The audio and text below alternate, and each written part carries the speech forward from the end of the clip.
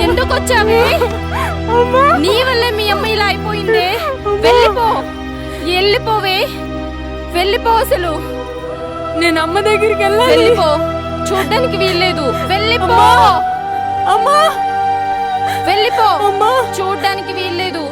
అమ్మా. లేదు, వెళ్ళిపో. నేను అమ్మ మీ అమ్మని దగ్గరికి చూడ్డానికి వెళ్ళాలి. వీల్లేదు.